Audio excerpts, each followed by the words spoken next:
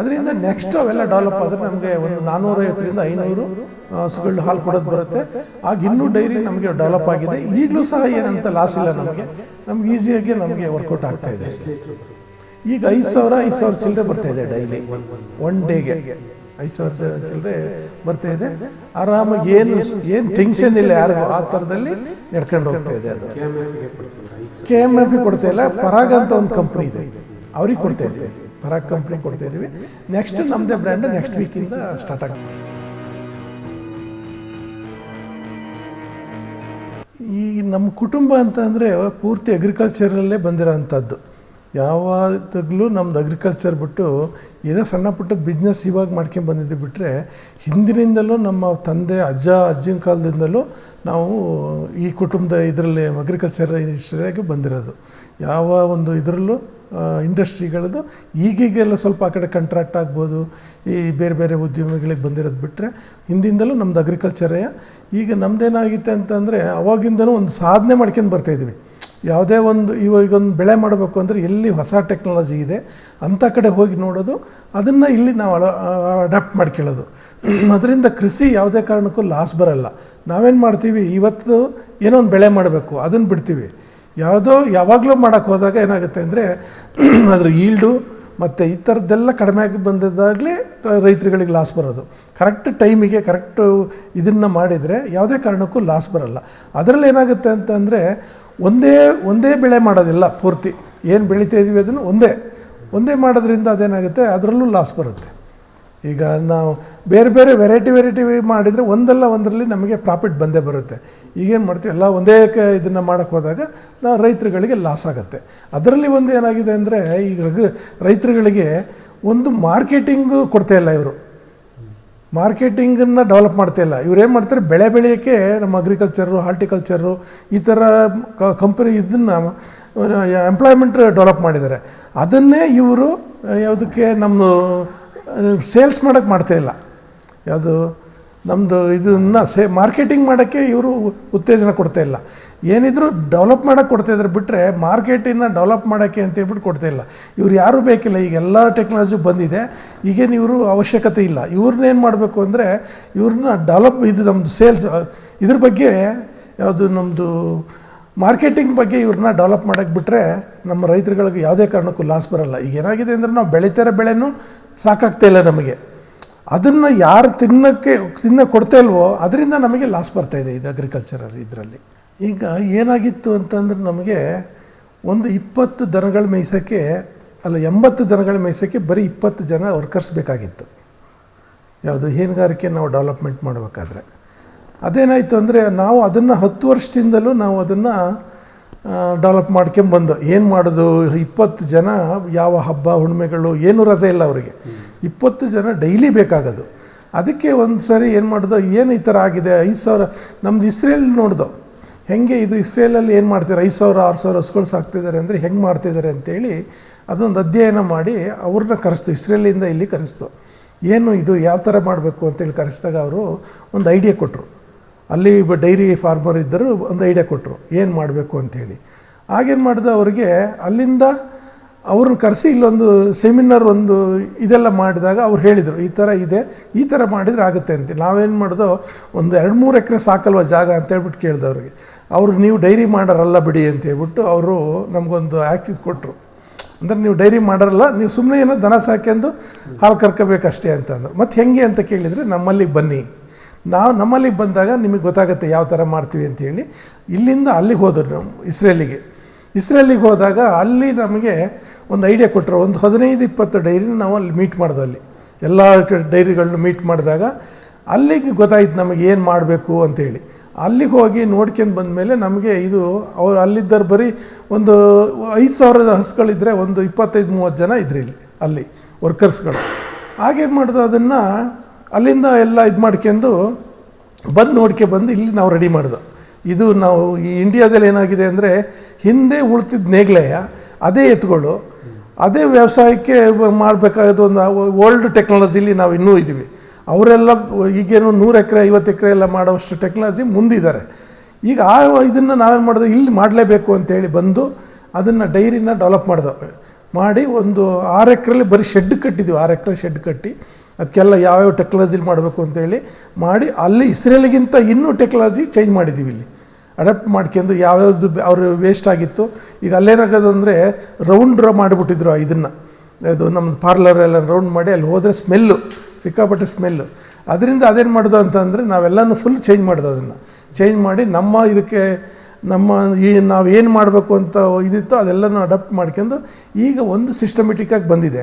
ಈಗೇನಾಗಿದೆ, organic ಅಂತ ಹೇಳ್ಬಿಟ್ಟು ಎಲ್ಲ ಬೆಂಗಳೂರಿಗೆ ಈ ಕಡೆಗೆಲ್ಲ ಹಾಲು ಸಪ್ಲೈ ಮಾಡ್ತಾರೆ. ಯಾವುದೂ ಆರ್ಗ್ಯಾನಿಕ್ ಇಲ್ಲ ಅಲ್ಲಿ. ಸುಮ್ಮನೆ ಎಲ್ಲ ಇಲ್ಲಿ ರೈತರುಗಳ ಹತ್ರ ತಗೊಂಡು ಹೋಗೋದು ಆರ್ಗ್ಯಾನಿಕ್ ಅಂತ ಹೇಳ್ಬಿಟ್ಟು ರೈತರುಗಳಿಗೆ ಜನಗಳಿಗೆ ಹಾಲು ಕೊಡ್ತಿರೋದು, ಈ ಥರ ಎಲ್ಲ ಆಗ್ತಾಯಿದೆ. ಅದರಿಂದ ಕರೆಕ್ಟ್ ಆರ್ಗ್ಯಾನಿಕ್ ಮಾಡಬೇಕು ಅಂದರೆ ಅವನ ಹತ್ರ ಒಂದು 600-700 ಎಕರೆ ಜಮೀನಿರಬೇಕು. ಜಮೀನಿದ್ದವ್ರು ಮಾತ್ರ ಒಳ್ಳೆ ಕ್ವಾಲಿಟಿ ಹಾಲು ಮತ್ತು ಕ್ವಾಲಿಟಿ ಇದನ್ನು ಫುಡ್ ಕೊಟ್ಕೊಂಡು ಅವ್ರಿಗೆ ಮಾಡ್ಬೋದು. ಬಿಟ್ಟರೆ ಯಾವುದೋ ಇಲ್ಲಿಂದ ನಮ್ಮ ರೈತರುಗಳಿಂದ ಹಾಲು ಪರ್ಚೇಸ್ ಮಾಡಿ ಅದು ನಮಗೆ ಏನು ಇದು ಬರಲ್ಲ, ಏನು ಆರ್ಗ್ಯಾನಿಕ್ ಹಾಲಾಗಲ್ಲ. ಅದರಿಂದ ಈಗ ನಾವೇನು ಮಾಡಿದ್ದೀವಿ, ಅದನ್ನು ಆರ್ಗ್ಯಾನಿಕ್ ಹಾಲು ಮಾಡಬೇಕು ಅಂತೇಳ್ಬಿಟ್ಟು ಈಗೆಲ್ಲ ನಾವು ಪ್ರೋಸೆಸಿಂಗ್ ಎಲ್ಲ ನಡೀತಾ ಇದೆ. ಇನ್ನೊಂದು 1.5 ತಿಂಗಳಲ್ಲೆಲ್ಲ ಈ ಪ್ರೋಸೆಸಿಂಗ್ ಹಾಲಿನ ಯೂನಿಟನ್ನು ರೆಡಿ ಮಾಡಿ ನಮ್ಮದೇ ಒಂದು ಗ್ರೂಪ್ ಮಾಡಿ ಅದನ್ನು ಬಿಡೋಕ್ಕೆ ತಯಾರು ಮಾಡ್ತಾಯಿದ್ವಿ. ಈಗ ನಾವು ನಮ್ಮದೇ ಒಂದು ಬ್ರ್ಯಾಂಡಲ್ಲಿ ಮಾಡ್ತಾಯಿದ್ವಿ ಅದನ್ನು. ಈಗ ಎಂಪ್ಲಾಯ್ಮೆಂಟು ಡೆವಲಪ್ ಆಗಬೇಕು, ಜನಗಳಿಗೂ ಒಳ್ಳೆ ಹಾಲು ಸಿಗಬೇಕು. ಯಾವುದೇ ಆಹಾರ ಮಾಡಿದರೂ ಅದು ಒಳ್ಳೆ ಆಹಾರ ಸಿಗೋ ಅಂಥದ್ದು, ಮತ್ತು ಎಂಪ್ಲಾಯ್ಮೆಂಟು ನಾವು ಡೆವಲಪ್ ಮಾಡ್ದಂಗೆ ಅದು ಬರಬೇಕು ಅಂತೇಳಿ ನಮ್ಮ ಉದ್ದೇಶ. ಈಗ ಏನಾಗಿದೆ ಅಂದರೆ ನಮಗೆ 2 ಡಾಕ್ಟ್ರು ಪರ್ಮನೆಂಟಾಗಿರ್ತಾರೆ. ಅವ್ರಿಗೇನು ಮಾಡಿದ್ದೀವಿ ಅಂದರೆ ಅಲ್ಲೇ ಕ್ವಾರ್ಟರ್ಸು ಮತ್ತು ಅವರಿಗೆ ಉಳ್ಕೊಳ್ಳೋಕೆ ಇದು ನಮ್ಮದು ಮೆಶ್ಶು, ಊಟಕ್ಕೆಲ್ಲ ಮೆಶ್ಗಳು, ಅವ್ರಿಗೇನು ಸವಲತ್ತು ಬೇಕೋ ಎಲ್ಲನೂ ಕೊಟ್ಕೊಂಡು ಅವ್ರನ್ನ ಅಲ್ಲೇ ಇಟ್ಟಿದ್ದೀವಿ. 2 ಡಾಕ್ಟ್ರು 10 ಜನ ವರ್ಕರ್ಸು, ಟೋಟಲ್ 12 ಜನ ಇದ್ದಾರೆ. 1,000 ದನಗಳನ್ನ ಮೇಂಟೈನ್ ಮಾಡ್ಬೇಕು ಅವರು. ಈಗ ನಮ್ಮ ಹತ್ರ 750-800 ಆಗಿದೆ. ಇನ್ನು ನೆಕ್ಸ್ಟ್ ಅದು ಡೆವಲಪ್ ಆದಾಗ ಅವರೇ ಮಾಡಬೇಕು, ಬೇರೆ ಯಾರೂ ಬರೋಂಗಿಲ್ಲ. 1,000 ಹಸುಗಳು ಅವ್ರಿಗೆ ಇರೋದು ಎಷ್ಟು 2 ಅವರ್ಸ್ ಅಷ್ಟೇ ವರ್ಕು. ಅಷ್ಟು ಹಸುಗಳಿದ್ರು 2 ಅವರ್ಸ್ ಮಾತ್ರ ವರ್ಕ್ ಇರುತ್ತೆ ಅವ್ರಿಗೆ, ಬಾಕಿ ಟೈಮಲ್ಲೆಲ್ಲ ಫ್ರೀ ಇರ್ತಾರೆ. ಡಾಕ್ಟ್ರ್ ಮಾತ್ರ ಅಬ್ಸರ್ವೇಷನ್ ಇರುತ್ತೆ. ಈಗ ನಾವೇನು ಮಾಡ್ತೀವಿ, ಸೆಮೆನ್ಸ್ ಎಲ್ಲ ನಮ್ದು ಹೊರಗಡೆಯಿಂದ ತರಿಸ್ಕೊಡ್ತೀವಿ. ಅದು ಒಂದು ಸಾರಿ ತರಿಸಿದ್ರೆ 1,000-1,500 ಸೆಮೆನ್ಸ್ ತಂದುಬಿಟ್ಟು ಅವನ್ನ ನಮ್ಮದೇ ಒಂದು ಆಕ್ಸಿಜನ್ ಇದರಲ್ಲಿ ಅದನ್ನ ಇಟ್ಟಿರ್ತೀವಿ. ಯಾವಾಗ ಬೇಕಾಗುತ್ತೆ ಅದು ಯೂಸ್ ಮಾಡ್ಕೊಂಡು ನಾವು ಅದಕ್ಕೆ ಇಂಜೆಕ್ಷನ್ ಕೊಡ್ತಾರೆ. ಅದಕ್ಕೆ ಸೆಮೆನ್ಸಿಗೆ ಎಷ್ಟು ಖರ್ಚಾಗ್ತದೆ? ಸೆಮೆನ್ಸಿಗೆ ಒಂದು ಸೆಮೆನ್ಸಿಗೆ 3,500 ರೂಪಾಯಿ ಇದೆ. ಈಗ ABS ಸೆಮೆನ್ಸಿಗೆ ಒಂದು 3,500 ರೂಪಾಯಿ ಇದೆ. WWS 3,500 ಇದೆ. ಅದರಿಂದ ಆ ಸೆಮೆನ್ಸ್ ತಂದುಬಿಟ್ಟು ನಾವು ಅದಕ್ಕೆ ಅಡಾಪ್ಟ್ ಮಾಡ್ಕೊತೀವಿ. ಈಗ ಏನಾಯಿತು ಅಂದರೆ ಇನ್ನೂ ನಮ್ಮದು ಡೆವಲಪ್ ಅಂತಂದರೆ ಇನ್ನೂ ಒಂದು 2 ವರ್ಷ ಹೋಗಬೇಕು. ನಮಗೆ 500 ದನಗಳು ಹಾಲು ಕೊಡೋಂಗಾದರೆ 1,000 ಹಸುಗಳಲ್ಲಿ 70% ಇರಬೇಕು. ಅದು ಇನ್ನೂ ನಾವು ಏನು ಮಾಡೋದು ಅಂದರೆ ನಾವು ಅದು ನಮ್ಮದು ಛತ್ತೀಸ್ಗಢದಿಂದ ಸ್ವಲ್ಪ ಅನಿಮಲ್ಸ್ ತಂದು ಅದು ಸ್ವಲ್ಪ ಹೀಪರ್ಸು ಸ್ವಲ್ಪ ಲೇಟ್ ಆಯಿತು. ಅದರಿಂದ ನೆಕ್ಸ್ಟ್ ಅವೆಲ್ಲ ಡೆವಲಪ್ ಆದರೆ ನಮಗೆ ಒಂದು 450-500 ಹಸುಗಳು ಹಾಲು ಕೊಡೋದು ಬರುತ್ತೆ.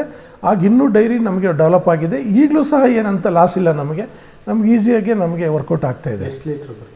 ಈಗ 5,000 ಚಿಲ್ಲರೆ ಬರ್ತಾಯಿದೆ ಡೈಲಿ. ಒನ್ ಡೇಗೆ 5,000 ಚಿಲ್ಲರೆ ಬರ್ತಾಯಿದೆ. ಆರಾಮಾಗಿ ಏನು ಟೆನ್ಷನ್ ಇಲ್ಲ ಯಾರಿಗೂ. ಆ ಥರದಲ್ಲಿ ನಡ್ಕೊಂಡು ಹೋಗ್ತಾಯಿದೆ. ಅದು KMF ಕೊಡ್ತಾಯಿಲ್ಲ, ಪರಾಗ್ ಅಂತ ಒಂದು ಕಂಪ್ನಿ ಇದೆ, ಅವ್ರಿಗೆ ಕೊಡ್ತಾಯಿದ್ದೀವಿ. ಪರಾಗ್ ಕಂಪ್ನಿ ಕೊಡ್ತಾಯಿದ್ದೀವಿ. ನೆಕ್ಸ್ಟ್ ನಮ್ಮದೇ ಬ್ರ್ಯಾಂಡ್ ನೆಕ್ಸ್ಟ್ ವೀಕಿಂದ ಸ್ಟಾರ್ಟ್ ಇದರಿಂದ ಸ್ಟಾರ್ಟ್ ಆಗುತ್ತೆ ಬ್ರ್ಯಾಂಡ್.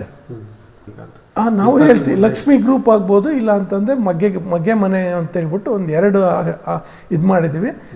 ದೊಡ್ಡಣ್ಣ ಬಂದ ಮೇಲೆ ಏನು ಒಂದು ಯಾವುದನ್ನು ಡಿಸೈಡ್ ಮಾಡ್ತಾರೆ ಅದ್ರ ಮೇಲೆ ನಾವು ಇದನ್ನು ಮಾಡ್ತೀವಿ. ಇದನ್ನು ಬ್ರ್ಯಾಂಡನ್ನು ನಮ್ಮದು ಏನಾಗಿತ್ತು ಅಂತಂದರೆ ಟೋಟಲಿ ಒಂದು 3,000 ಜನ ವರ್ಕರ್ಸಿಗೆ ಕೆಲಸ ಕೊಡಬೇಕು ಅಂತ ಒಂದು ದೊಡ್ಡ ಮೆಗಾ ಡೈರಿ ಮಾಡಬೇಕು ಅಂತೇಳಿ ಮಾಡ್ತಾಯಿದ್ದೋ.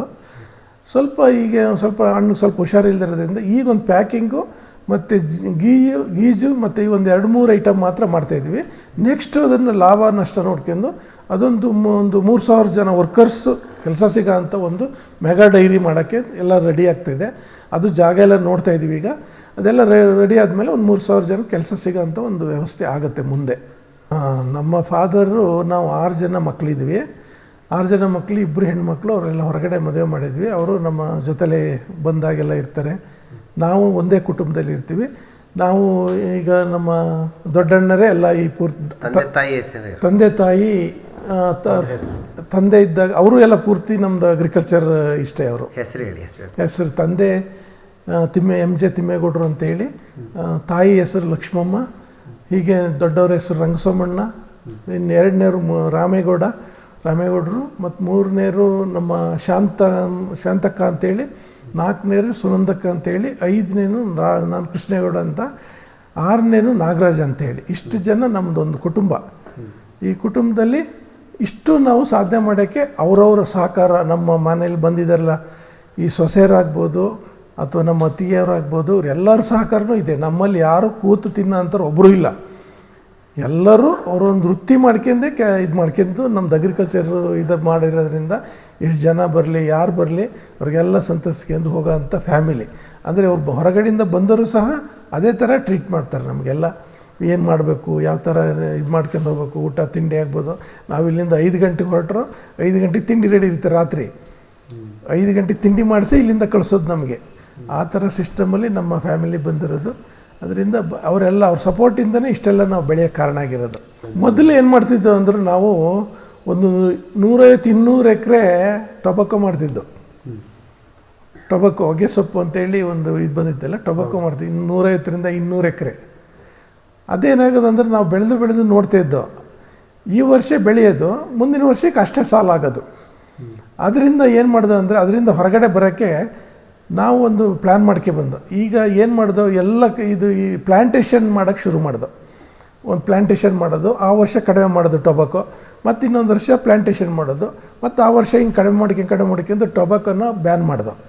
ಈಗೆಲ್ಲ ಪೂರ್ತಿ ನಮ್ಮದೆಲ್ಲ ಪ್ಲ್ಯಾಂಟೇಷನ್ ಆಗಿದೆ. ಅಡಿಕೆ ಆಗ್ಬೋದು, ತೆಂಗಾಗ್ಬೋದು, ಕಾಫಿ ಆಗ್ಬೋದು, ಏಲಕ್ಕಿ ಆಗ್ಬೋದು, ಎಲ್ಲ ಥರದ್ದು ಬೆಳೆನೂ ಇದು ಸಪೋಟ ಇರ್ಬೋದು, ಮತ್ತು ಇದು ನಮ್ಮದು ಹಲಸು ಹೆಚ್ಚು ಕಡಿಮೆ ಒಂದು 20 ಎಕರೆ 25-30 ಎಕರೆ ಹಲಸು ಮಾಡಿದ್ದೀವಿ. ಈಗ ಸ್ಟಾರ್ಟ್ ಆಗಿದೆ ಎಲ್ಲ. ಈ ಥರ ಪ್ರತಿಯೊಂದು ಬೆಳೆನೂ ಯಾವ್ಯಾವ್ದು ವೆರೈಟಿ ಬೆಳೆ ಇದೆ, ಯಾವುದು ಉಪಯೋಗ ಆಗುತ್ತೆ ಅದನ್ನು ಆರ್ಗಾನಿಕಲ್ಲಿ ಮಾಡೋ ಅಂಥ ಒಂದು ವ್ಯವಸ್ಥೆನೂ ಸಹ ಈಗ ನಾವು ಮಾಡ್ತಾಯಿದ್ದೀವಿ. ಅದನ್ನು ಗಂಧದ ಮರ 1-1.25 ಲಕ್ಷ ಗಿಡ ಇದೆ. ಅದು ಪ್ರತಿ ವರ್ಷವೂ ನೆಡ್ತಾಯಿದ್ದೀವಿ.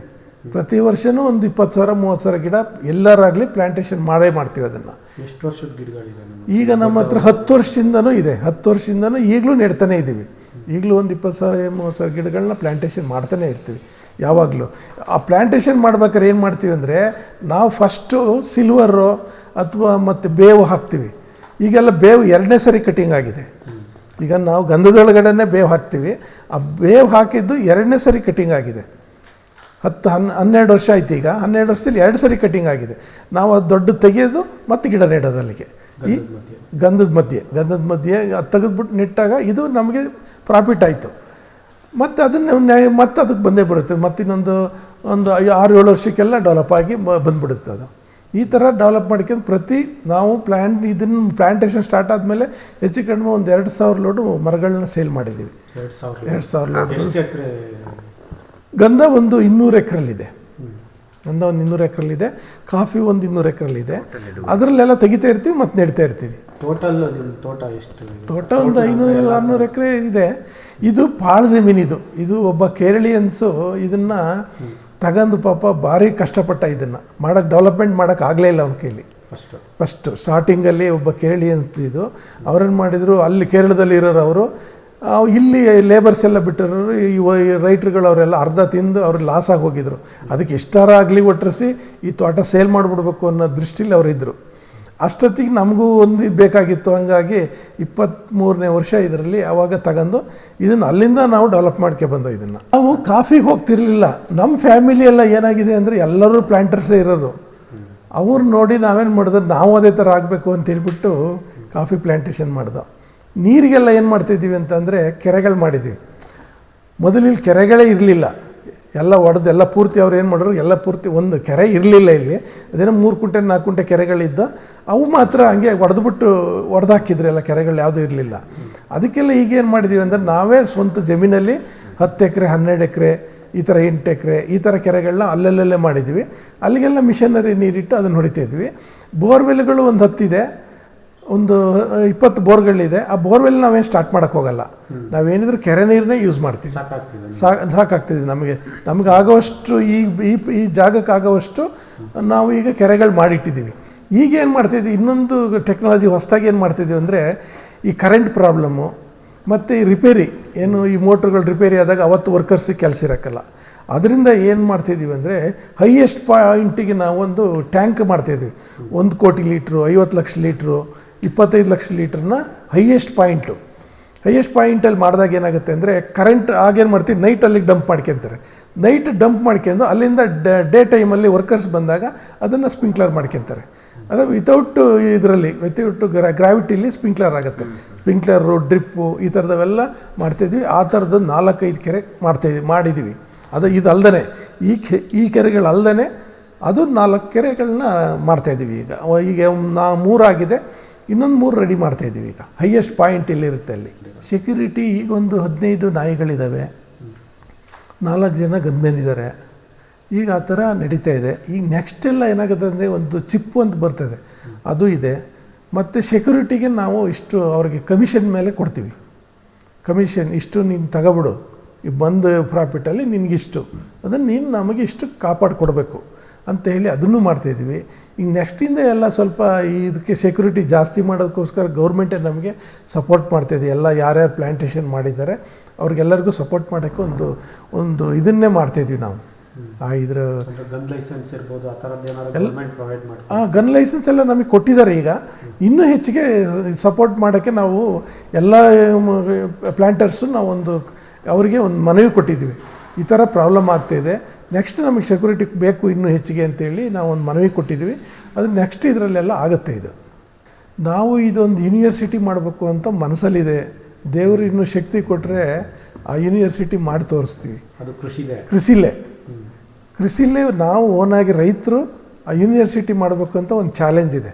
ಅಂದರೆ ಎಲ್ಲ ಬೆಳೆಗಳನ್ನೂ ಬೆಳಿಬೇಕು. ಆ ಬೆಳೆ ಬೆಳೆದಿದ್ದಕ್ಕೆ ನಾವು ಒಳ್ಳೆ ಯಾವುದು ಕೆಮಿಕಲ್ ಇಲ್ಲದಂಥದ್ದು. ಈ ಡೈರಿ ಮಾಡಿರೋ ಉದ್ದೇಶ ಏನಂದರೆ, ಆರ್ಗ್ಯಾನಿಕ್ ಮಾಡಬೇಕು ಅನ್ನೋದೇ ಒಂದು ಉದ್ದೇಶ ಇಟ್ಕೊಂಡು ನಾವು ಮಾಡಿರೋದು. ಡೈರಿ ಲಾಸು ಪ್ರಾಫಿಟ್ಗಿಂತನೂ ಆರ್ಗ್ಯಾನಿಕ್ಕು ನಮಗೆ ರೈತರುಗಳಿಗೆ, ಅಲ್ಲಿ ಗ್ರಾಹಕರಿಗೆ ಒಳ್ಳೆ ಫುಡ್ ಕೊಡಬೇಕು ಅನ್ನೋ ಒಂದು ಉದ್ದೇಶದಿಂದನೇ ನಾವು ಇದನ್ನು ಡೈರಿ ಮಾಡಿರೋದು. ಆರ್ಗ್ಯಾನಿಕ್ಕಿಗೋಸ್ಕರ ಇದು ಅನುಕೂಲ, ಸಪೋರ್ಟ್ ಮಾಡುತ್ತೆ.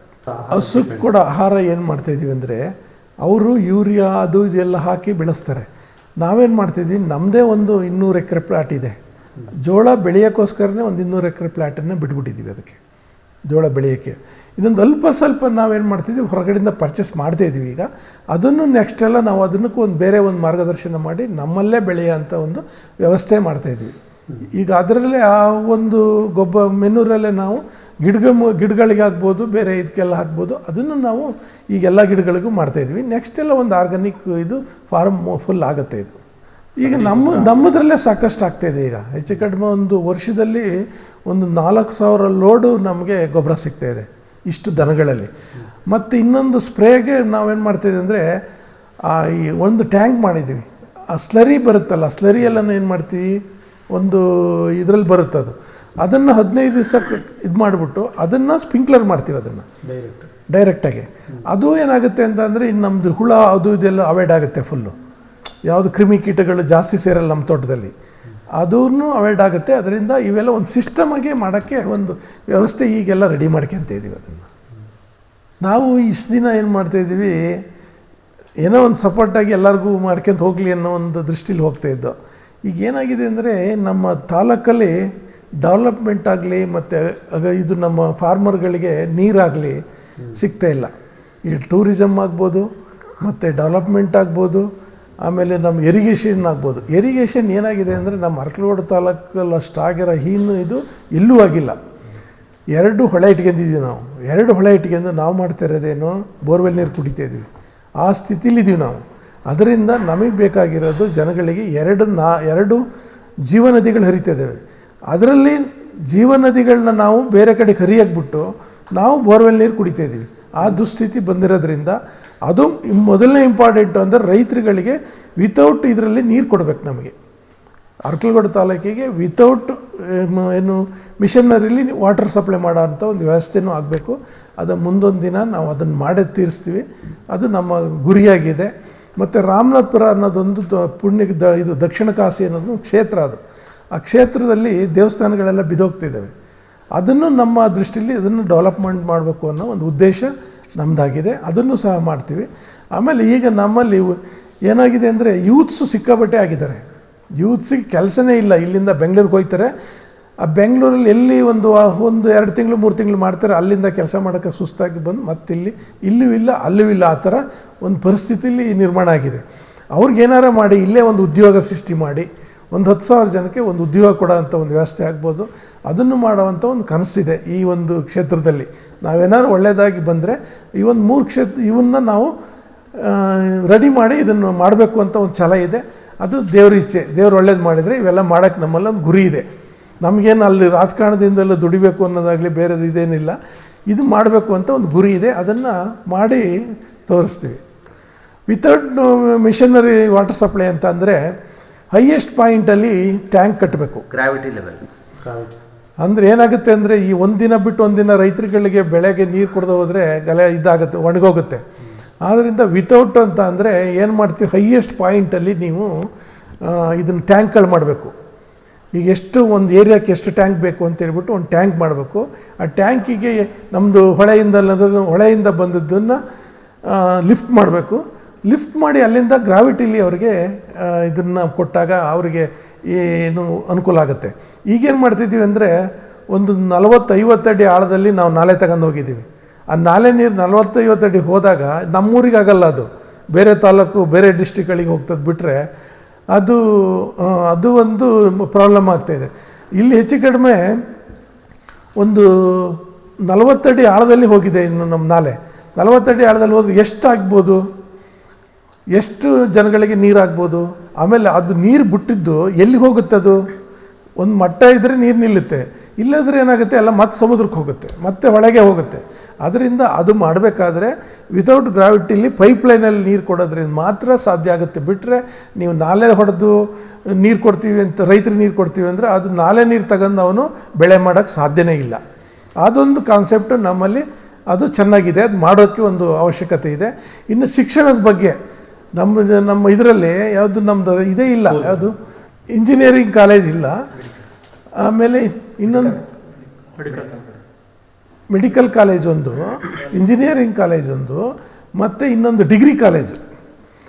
ಈ 3 ಕಾಲೇಜು ಇಲ್ಲ ಇಲ್ಲಿ. ಇಲ್ಲಿಂದ ಹಾಸನ ಹೋಗ್ತಾರೆ ಮಕ್ಕಳು, ಬೆಳಗ್ಗೆ 5 ಗಂಟೆಗೆ ಎದ್ದು ಓಡ್ತಿರ್ತಾರೆ. ಇಲ್ಲಿಂದ 5 ಗಂಟೆಗೆ ಎದ್ದು ಹೋಗಿ ಅವ್ರು ನೋಡಿದರೆ ಹೊಟ್ಟೆ ಉರಿತದೆ ಪಾಪ. 5 ಗಂಟೆಗೆ ಎದ್ದು ಇಲ್ಲಿಂದ ಹಾಸನ, ಹೊಳೆನರಸೀಪುರ ಈ ಕಡೆ ಬೇರೆ ಬೇರೆ ತಾಲೂಕುಗಳಿಗೆ ಹೋಗಿ ಓದ್ಕೊಂಬರ್ತಾರೆ ಪಾಪ ಅಲ್ಲಿಂದ.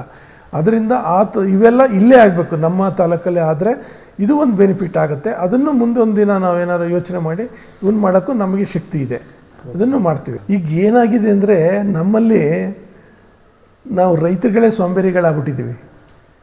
ಹೆಂಗೆ ಅಂದರೆ ಅವ್ರಿಗೇನು ಎಜುಕೇಟೆಡ್ ಮಾಡ್ಬೋದು ಅಂತಂದರೆ, ಈಗ ಇವರೆಲ್ಲ ಈ ಅಗ್ರಿಕಲ್ಚರು ಹಾರ್ಟಿಕಲ್ಚರ್ ಎಲ್ಲ ಬರ್ತಾರೆ.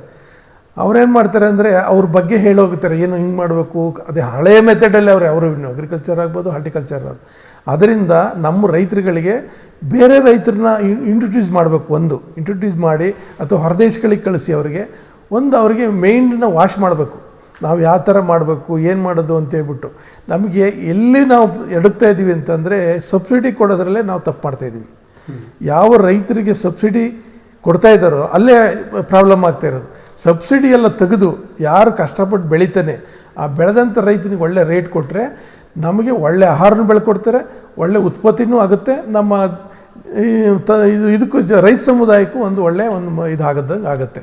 ಈ ಥರ ಒಂದು ಪರಿಸ್ಥಿತಿ ನಮ್ಮ ರೈತರಿಗೆ ಬಂದಿದೆ.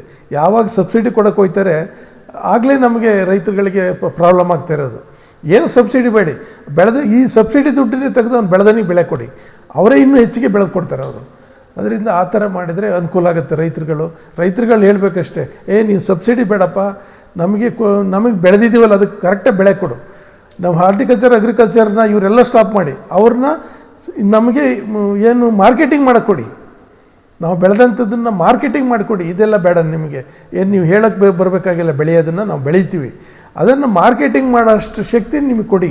ಅಂದರೆ ಈಗ ನಮ್ಮ ಫುಡ್ ಶಾರ್ಟೇಜ್ ಇದೆ. ಈಗ ಏನಾಗಿದೆ ಅಂದರೆ ನಮ್ಮಲ್ಲಿ ತಿನ್ನೋಕ್ಕೆ ಏನೂ ಇಲ್ಲ.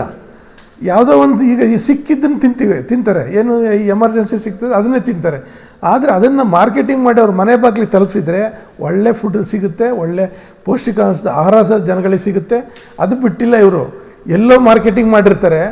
ಇಲ್ಲಿ ಈಗ ಒಂದು 20 ಕಿಲೋಮೀಟರ್ ಇರ್ತದೆ ಹಳ್ಳಿಗಳಲ್ಲಿ ಎಲ್ಲರೂ ಬೆಳೆದಿರೋಕ್ಕಲ್ಲ ಅದನ್ನು, ಯಾವುದನ್ನು ತರಕಾರಿ ಆಗ್ಬೋದು, ಹಣ್ಣು ಹಂಪಲುಗಳಾಗ್ಬೋದು, ಅವನ್ನ ಎಲ್ಲೂ ತಿಂದಿರೋಕ್ಕಲ್ಲ. ಅದನ್ನು ಏನು ಮಾಡಬೇಕು ಅಂದರೆ ಅವ್ರ ಮನೆ ಬಾಗಿಲಿಗೆ ಸಪ್ಲೈ ಕೊಡೋಂಥ ಒಂದು ಮಾರ್ಗದರ್ಶನ ಆಗಬೇಕು. ಅದಾದಾಗ ಮಾತ್ರ ನಮ್ಮ ರೈತಗಳು ಡೆವಲಪ್ ಆಯ್ತಾರೆ, ನಮ್ಮ ದೇಶನೂ ಒಂದು ಒಳ್ಳೆಯ ಒಂದು ಇದು ಸ್ಥಿತಿಗೆ ಬರುತ್ತೆ ಅಂತ ಹೇಳ್ತಾ ಇದ್ದೀನಿ. ನಮಸ್ತೆ.